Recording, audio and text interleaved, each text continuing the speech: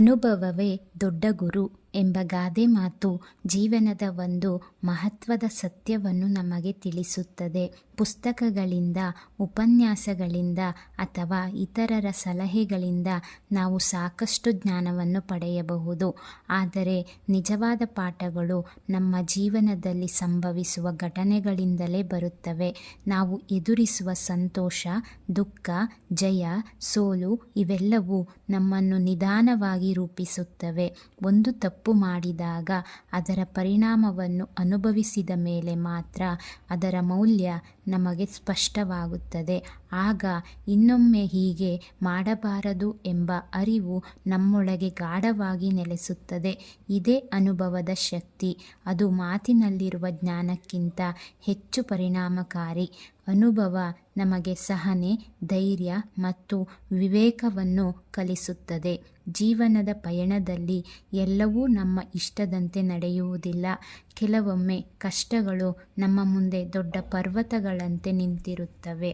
ಆದರೆ ಅವುಗಳನ್ನು ಎದುರಿಸಿ ದಾಟಿದಾಗ ನಮ್ಮ ಆತ್ಮವಿಶ್ವಾಸ ಹೆಚ್ಚುತ್ತದೆ. ಇತರರ ಅನುಭವಗಳನ್ನು ಕೇಳುವುದು ಒಳ್ಳೆಯದೇ, ಆದರೆ ಸ್ವತಃ ಆ ಪರಿಸ್ಥಿತಿಯನ್ನು ಎದುರಿಸಿದಾಗ ಮಾತ್ರ ಅದರ ನಿಜವಾದ ಅರ್ಥ ತಿಳಿಯುತ್ತದೆ. ಬೆಂಕಿ ಸುಡುತ್ತದೆ ಎಂದು ಯಾರಾದರೂ ಹೇಳಬಹುದು, ಆದರೆ ಕೈ ಸುಟ್ಟಾಗ ಮಾತ್ರ ಅದರ ತೀವ್ರತೆ ಗೊತ್ತಾಗುತ್ತದೆ. ಈ ರೀತಿಯ ಅನುಭವಗಳು ನಮ್ಮ ಚಿಂತನೆಗೆ ಆಳವನ್ನು ಕೊಡುತ್ತವೆ ಮತ್ತು ಮುಂದಿನ ನಿರ್ಧಾರಗಳನ್ನು ಜಾಣ್ಮೆಯಿಂದ ತೆಗೆದುಕೊಳ್ಳಲು ಸಹಾಯ ಮಾಡುತ್ತವೆ. ಹೀಗಾಗಿ ಅನುಭವವೇ ದೊಡ್ಡ ಗುರು ಎಂಬ ಮಾತು ಜೀವನಕ್ಕೆ ತುಂಬ ಸರಿಹೊಂದುತ್ತದೆ. ಅನುಭವ ಯಾವಾಗಲೂ ಸುಖಕರವಾಗಿರಬೇಕೆಂದಿಲ್ಲ. ಕೆಲವೊಮ್ಮೆ ಅದು ನೋವುಂಟು ಮಾಡಬಹುದು, ಆದರೆ ಅದೇ ನೋವು ನಮ್ಮನ್ನು ಬಲಿಷ್ಠರನ್ನಾಗಿ ಮಾಡುತ್ತದೆ ಮತ್ತು ಸರಿಯಾದ ದಾರಿಗೆ ಕರೆದೊಯ್ಯುತ್ತದೆ. ಅನುಭವದಿಂದ ಪಡೆದ ಪಾಠಗಳು ಎಂದಿಗೂ ಮರೆಯುವುದಿಲ್ಲ. ಅವು ಜೀವನ ಪೂರ್ತಿ ನಮ್ಮ ಜೊತೆಯಲ್ಲಿಯೇ ಇರುತ್ತವೆ.